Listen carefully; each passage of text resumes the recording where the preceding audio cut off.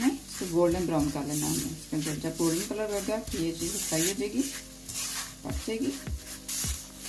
और हमें इसको हिलाते रहना साथ साथ, अच्छे से हमें इसको फ्राई करना है। इसकी बहुत अच्छी, बहुत नाइस खुशबू आ रही है अब इसकी।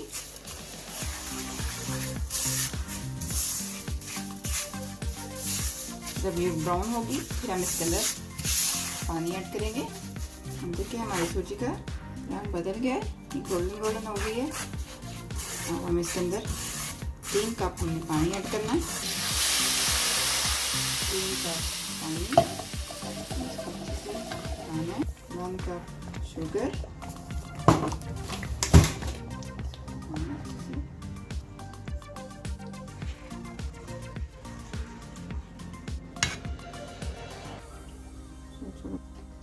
अब हमने इसको अच्छे से पकाना है और इसको गाढ़ा कर लेना है। जब ये फिर हम आपको बताएंगे इसमें क्या करना है। अब हमारा हलवा गाढ़ा हो रहा है, इसको हमने और पकाना है अभी। हम ऐसे इसको हिलाते रहेंगे और साथ साथ इसको पकाते रहेंगे। किशमिश ऐड करेंगे, पिस्ते ऐड करेंगे और बादाम ऐड करेंगे। इसको मिक्स कर लेंगे। हमने अच्छे से पका के इसको गाढ़ा कर लेना है। अब हमारा हलवा इस तरह का हो गया है, इसने पैन छोड़ना शुरू कर दिया है। इसको ऐसे पकाते रहेंगे, फिर अच्छा सा दानेदार हलवा बन जाएगा। हमारा हलवा बस रेडी होने वाला है। देख सकते हैं आप इसने किस तरह की शक्ल में आ गया है। और इसको 1 से 2 मिनट पकाएंगे, फिर हमारा हलवा तैयार हो जाएगा।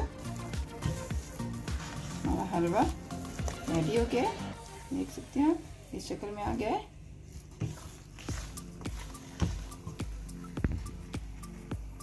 दानेदार हलवा तैयार हो गया है। हलवा इज रेडी। हम इसकी हलवा पूरी की डो बनाएंगे। पूरियां हमने बनानी है, उसके लिए हमने 2 कप मैदा ले लिया। इसके अंदर हमने 1 टीस्पून नमक लिया, 1/4 टीस्पून बेकिंग पाउडर,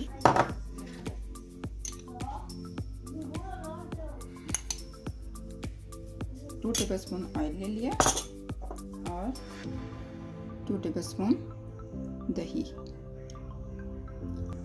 हम इसको अच्छे से गूंद लेंगे, इसकी टाई बनाएंगे।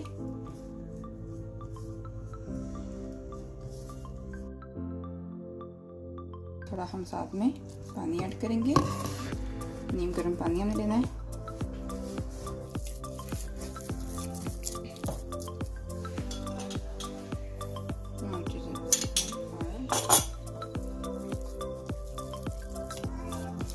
इसकी डो हमने बहुत नरम और बहुत सॉफ्ट रखनी है।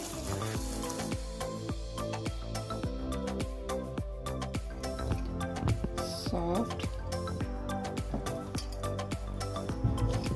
इस तरह की डो हमें बनानी है। हमारी डो तैयार हो गई है।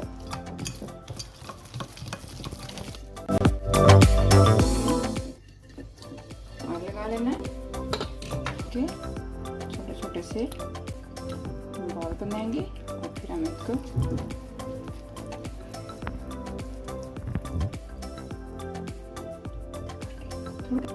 हम गोल पेड़े बना के ऐसे रख देंगे।